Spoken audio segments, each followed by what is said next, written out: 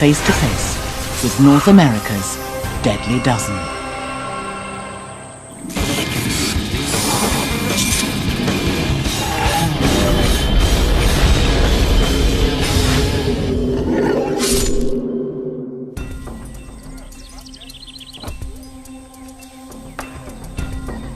It's human nature to feel safe at home, sheltered from danger. But human homes can also be havens for other species seeking shelter or an easy meal.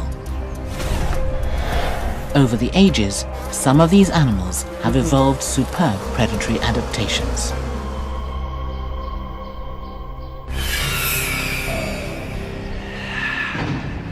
They can enter through cracks too difficult to seal, like gaps beneath doors, slits in siding and utility vents. And once inside, they set off to find suitable hunting grounds.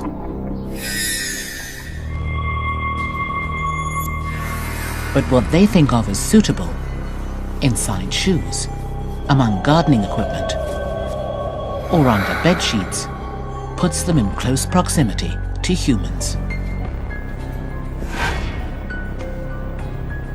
Bites are often painless and go undetected until the wound sets in.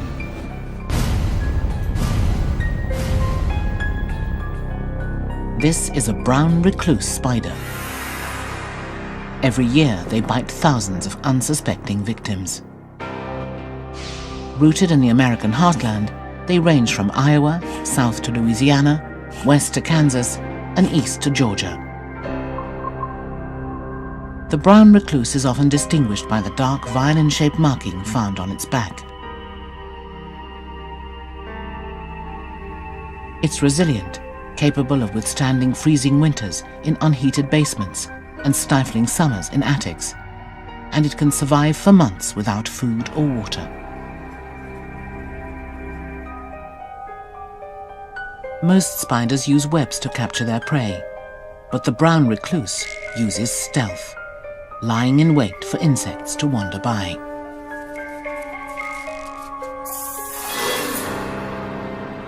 With a quick bite, it delivers a venomous cocktail of proteins and enzymes that degrade the prey for easy digestion.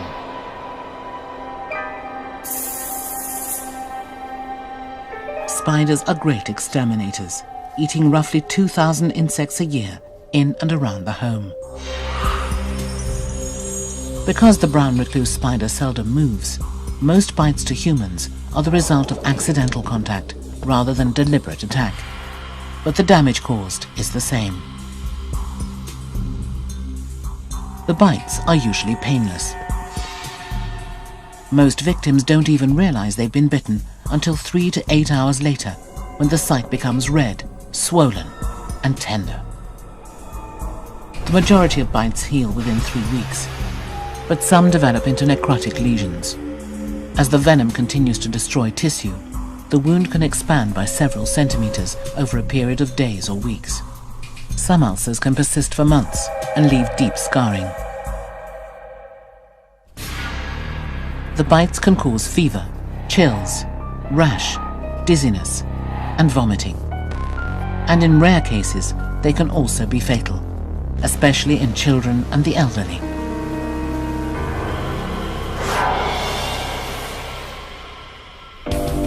Another venomous creature also lives in American backyards. Killer bee's introduction to North America was the result of human ingenuity gone awry. In 1956, Brazilian scientists eager to create a bee capable of producing more honey began crossbreeding European bees with those found in Africa. But the African bees were notoriously more aggressive. And when they escaped and bred with the local honeybees, they passed on more than the usual genetic traits of color, size, and shape. They also infused the local bee populations with short tempers. That's where the term killer comes from.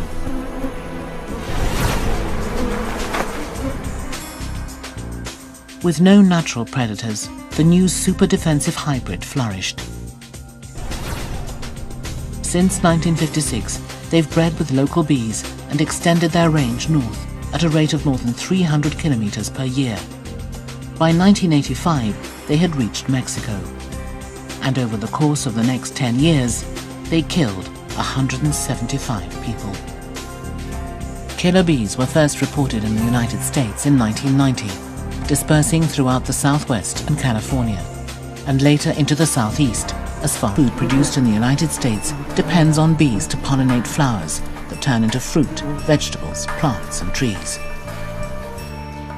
But Africanized bees aren't as effective at pollinating as their European relatives.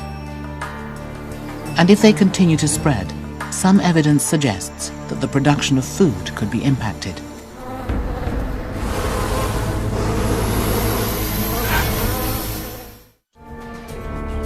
As human habitats extend into the wilderness, they close the gap between what was once wild and what is now home.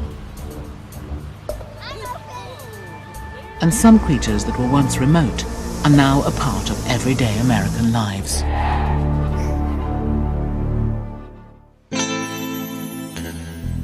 The deserts of North America may look barren, but they teem with life.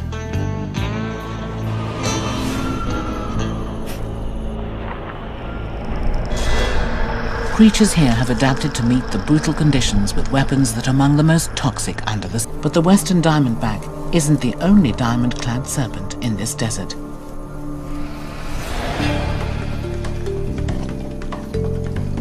Another rattler also makes its home here. The Mojave rattlesnake.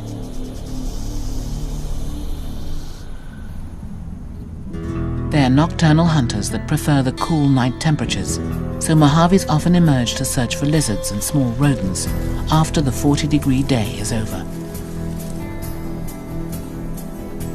Like the diamondback, the Mojave can measure more than a meter in length, although it produces only a quarter of its neighbor's venom.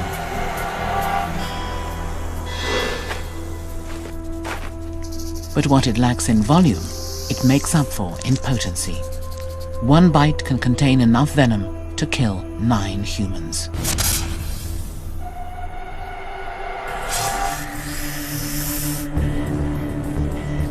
The elixir is a combination of hemotoxic and neurotoxic enzymes.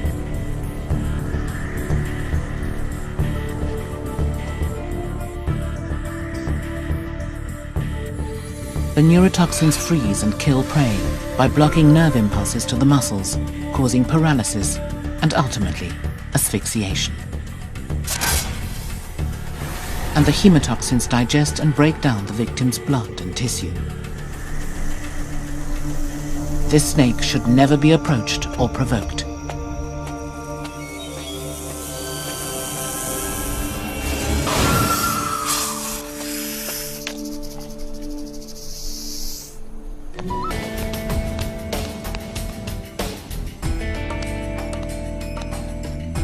However, a much more common venomous creature also resides in the desert.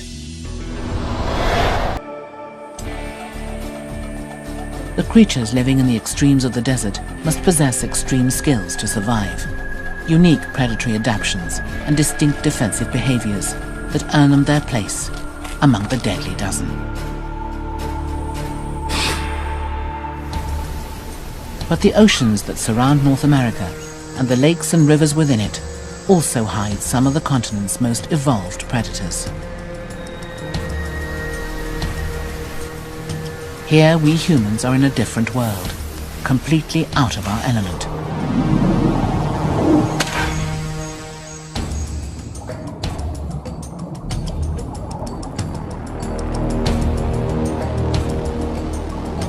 One prehistoric predator that's perfectly adapted to this world sits just below the water's surface, watching.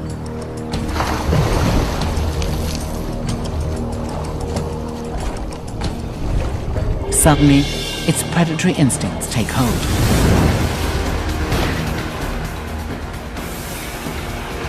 It's the American alligator. The gator lives primarily in temperate freshwater swamps and marshes in the southeastern United States, ranging from North Carolina, south to Florida, and west to Texas. but it also inhabits rivers, lakes, and smaller bodies of water, like those found on golf courses.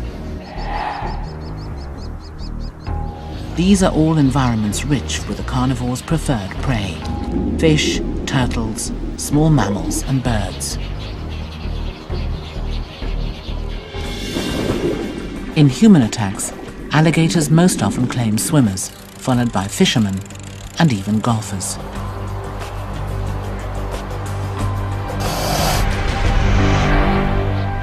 Yet since 1948, there have been only 17 deaths.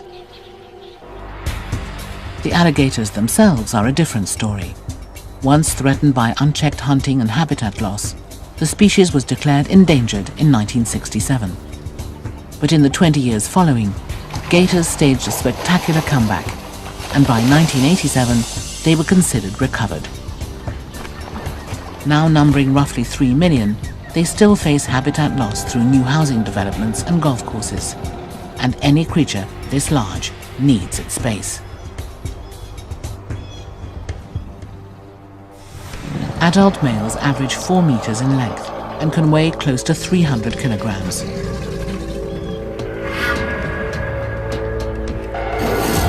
But size is only one of the alligator's amazing attributes.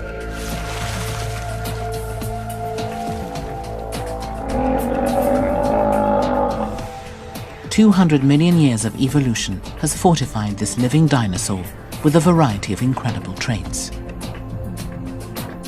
Its well-armored back, embedded with bony plates called osteoderms, or scutes, makes it virtually impenetrable. While nostrils located at the end of its long snout and eyes set on top of its head enable it to remain undetected while the rest of its body is fully submerged. Alligators can stalk their prey for hours, but an attack takes only seconds.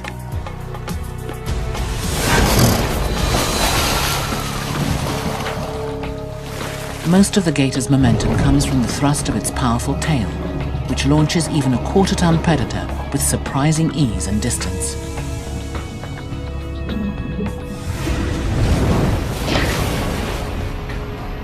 But an alligator rarely kills prey with its initial attack. Instead, it often locks onto its victim and drags it underwater. Then, once submerged, the alligator begins its death roll. The furious spinning disorients, dismembers, and ultimately drowns its prey.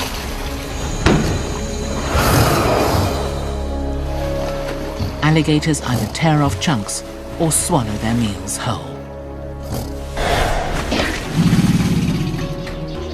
Prey too big to swallow can remain in the gator's mouth until it deteriorates. So if the initial attack doesn't kill, the subsequent infection could.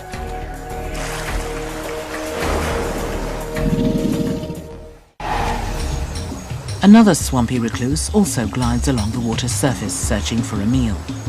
But its weapon is venom.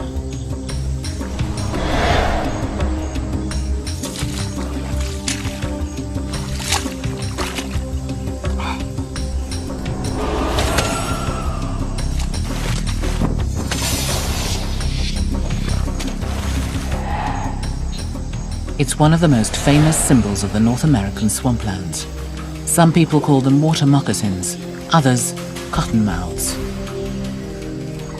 Found only in the United States, cottonmouths range from southern Virginia to Florida, east to Texas, and north to Missouri. On average, they measure about 1 meter long, but have been known to reach almost 2 meters, with a diameter as large as a man's arm. The serpent gets both its name and its notoriety from its repertoire of defensive behaviors. Its milky white, or cotton mouth, snaps open when the snake is threatened. A cottonmouth can remain agape for 20 minutes, making its threat clear. It can then shift from a defensive display to an apparently offensive attack, raising the front third of its body and charging as fast as it can directly at its target.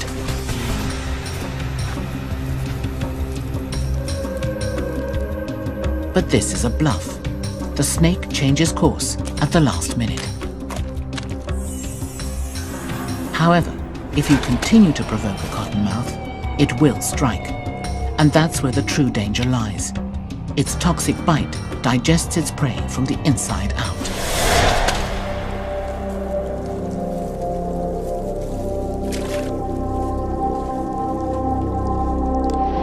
But the cottonmouth is not the most infamous creature to reside in the waters of North America.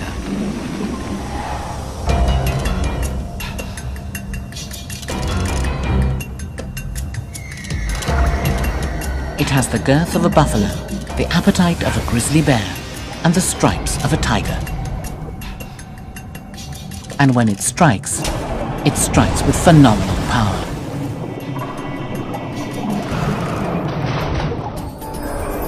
Named for the stripes on their backs and distinguished by their thick bodies and blunt snouts, tiger sharks are capable of growing over 4 meters in length and reaching weights of almost a ton.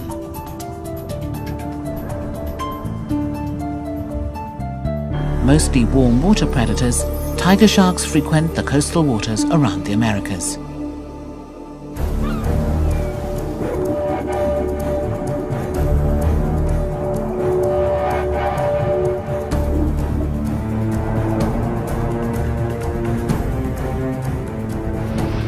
They are built for the kill, capable of grabbing onto the biggest and toughest prey, like manatees and turtle shells, and cutting right through them.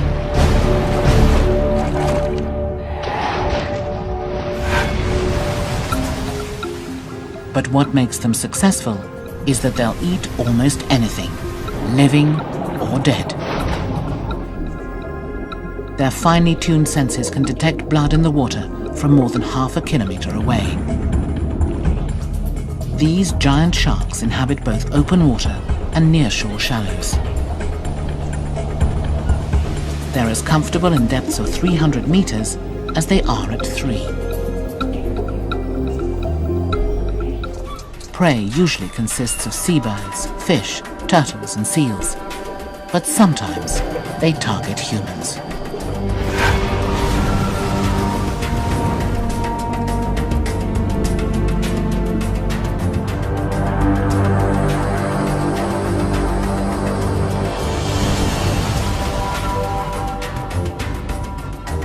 Since record-keeping began, over 80 people have been attacked, nearly 30 fatally. But tiger sharks and their brethren have fared much worse. Every year, more than 100 million sharks are killed by people.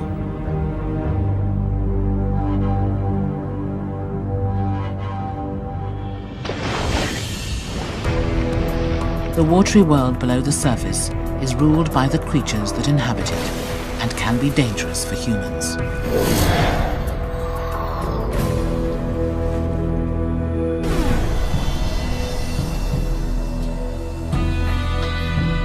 But the forests of North America also hold a diversity of deadly wildlife, animals that have survived for millions of years. And they no longer live in seclusion.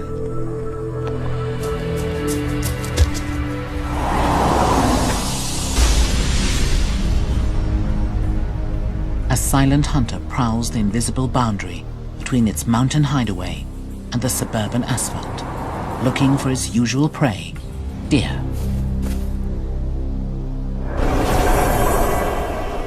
Then suddenly, a jogger enters its field of vision. A primal impulse triggers, and the predator explodes into action.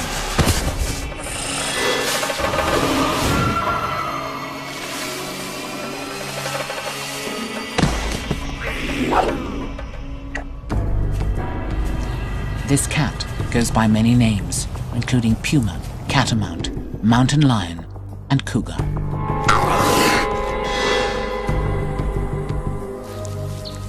It's one of nature's most perfectly engineered predators.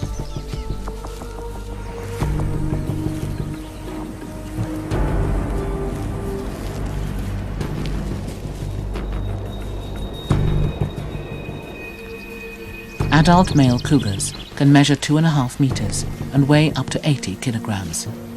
And the vast majority of the big cat's body is muscle.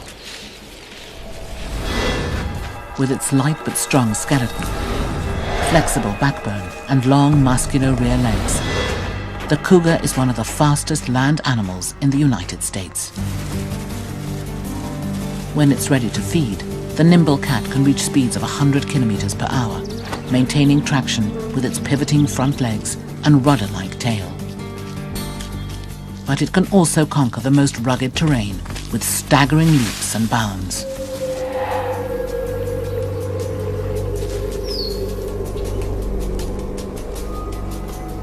Cougars are ambush hunters. They patiently stalk their prey and then attack.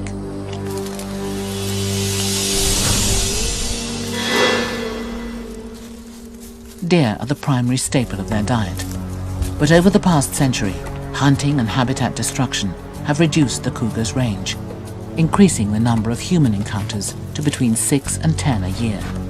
But even so, deaths are rare. There have been just 17 fatalities since 1890. In the 17th century, cougars had one of the most extensive distributions of all North American terrestrial mammals. They ranged from southern Argentina to Chile, coast to coast in the continental United States, and throughout southeastern Alaska. Today in North America, the elusive cat's reach covers only from British Columbia, south to Mexico, and west to Texas. And what was once cougar territory is now often someone's backyard.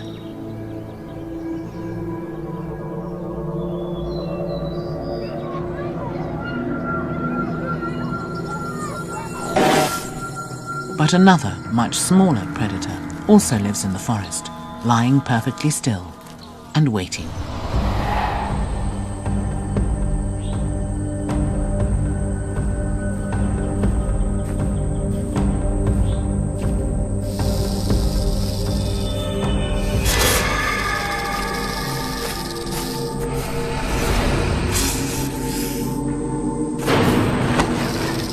It's the eastern diamondback rattlesnake, the largest rattler in North America, reaching lengths of nearly 2 meters.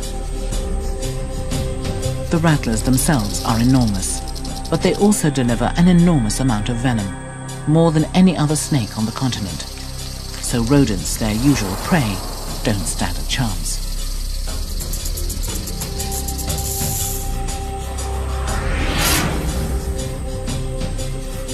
Keeping a safe distance is critical to survival. Large eastern diamondbacks can strike from more than a meter away. One bite delivers a complex blend of hemo and neurotoxins capable of killing a human within hours. The eastern diamondback's range extends from the Carolinas down to Florida, and as far west as the Mississippi River. But this rattler's realm isn't limited to the mainland.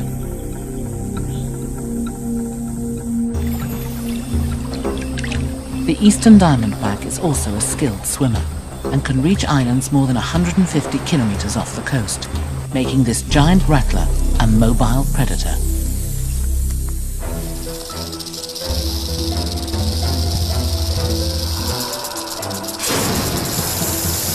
North America is home to a wealth of magnificent and deadly predators.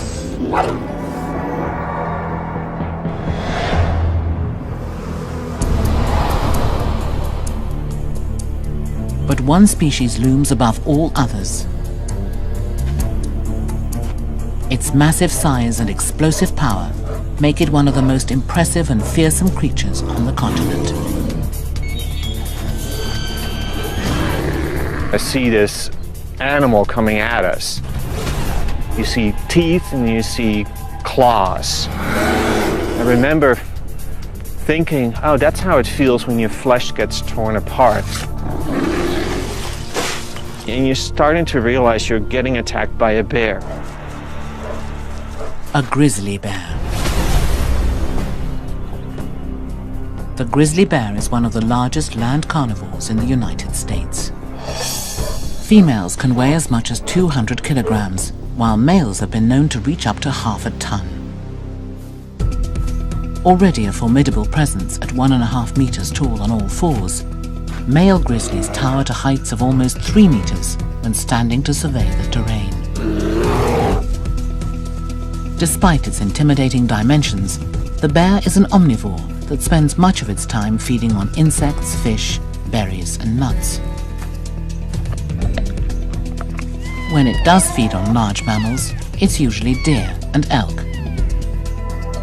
Once these massive mammals could be found throughout the mountainous regions of the western continental United States, Alaska and Canada. But today, human encroachment has drastically reduced the grizzly's domain and its numbers. Now only 50,000 grizzlies roam Alaska and Canada, and less than 1,000 are found in pockets of the lower 48 states, including Wyoming, Idaho, Washington, and Montana. Montana was the site of the attack on Johann and Jenna Otter.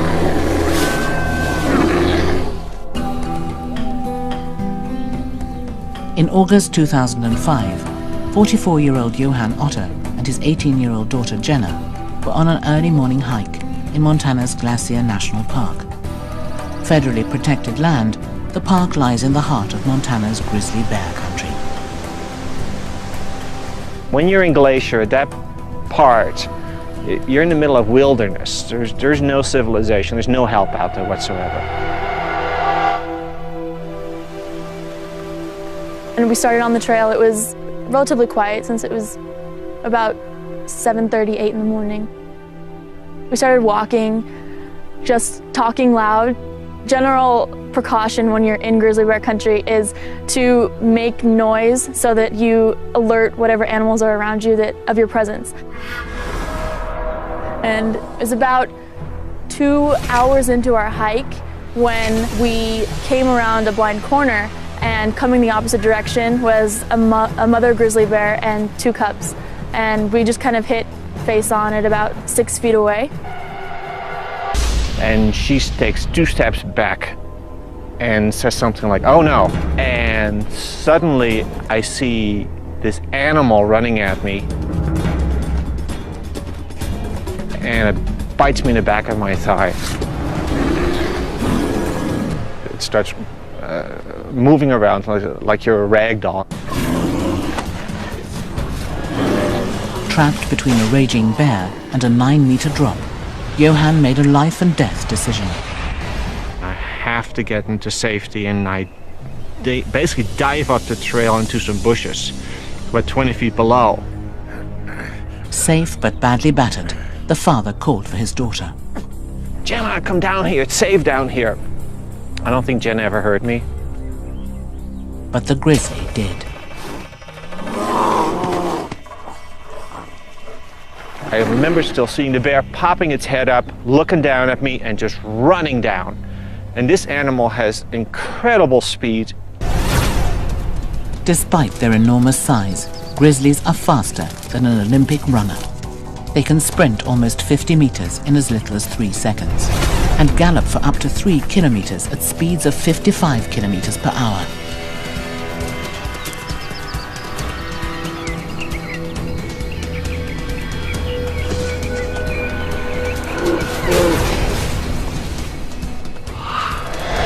Within seconds, the bear was back on top of Johann. The bear's on top of my backpack, pulling me back and forth, and it was digging on top of my skull as if, a dog digging for a bone.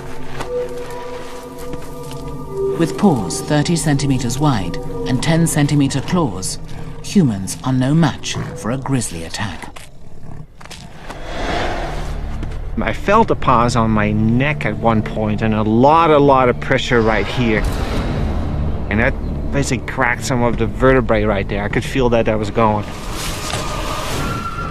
I knew that the bottom of my neck had been broken, because the force of the bear on top of it, I kind of felt something crack. Johann believed that his only chance of survival was to fight back. I grabbed it by the throat, And I remember looking it straight in the eyes, and it looked straight back at me, 2 amber brown eyes. I'll never forget that sight. Then it bit me in the skull, and then I could feel a tooth going into the back of my neck. And that's when I thought, that's just not good. I'm going to die. If I'm gonna keep playing dead, I'm actually going to be dead. Having already intentionally plunged 6 meters down the sheer cliff, Johan decided he must fall again, and jumped an additional 9 meters. The mother grizzly then turned her attention towards the other intruder, Jenna. I waited in the bush. I don't know how long I waited. My instinct was to lie there in the bush and cover myself up. I put myself in the fetal position and thought I was being quiet. If the bear didn't see Jenna, she might have smelled her. A grizzly's nose is 100 times more sensitive than that of a human. It's capable of detecting roots growing underground and catching the scent of food several kilometers away. And I remember distinctly hearing sort of the under-breath sort of growls. From there, it just reached down, like bit me around the head, tore me to the side. At that point, my mouth was torn completely open. It bit me on the shoulder and tore me the other way.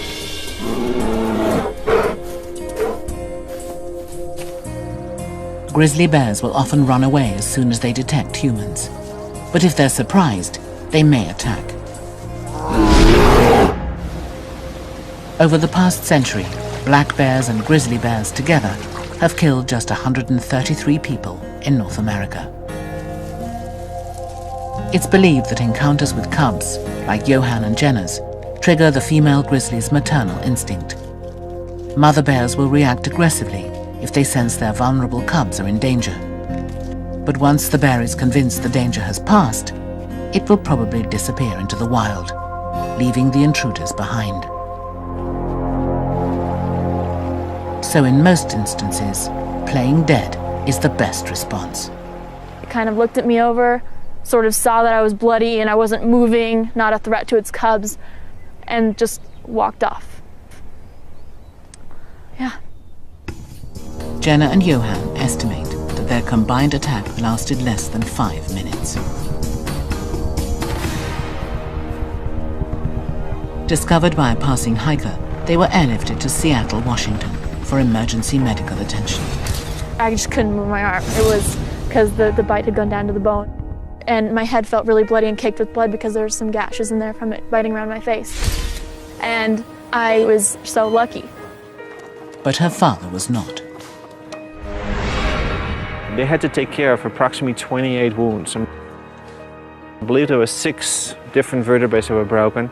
2 ribs broken on one side, 1 rib on the other side. Also, the bear's claws must have hit me in the eye. Also, the clawing of the bear on my head, it took off 60 to 80% of my scalp. I lost half my blood while I was on the mountain. Also, I broke something in here, broke my nose. 4 weeks and 6 operations later, Johan was finally released from the hospital. And with Johan and Jenna's scars comes a newfound respect for one of North America's deadliest species.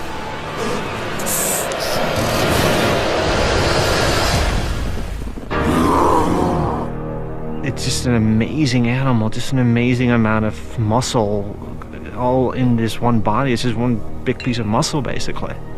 Just amazing. I don't feel any ill will towards a grizzly bear, just grizzly bears in general, or the particular grizzly bear that attacked us at all. It was doing what it naturally does.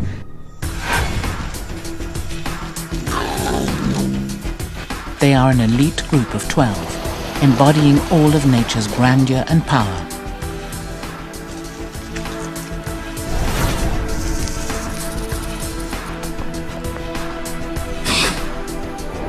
They have thrived with a vast array of survival skills and defenses. They are North America's Deadly Dozen.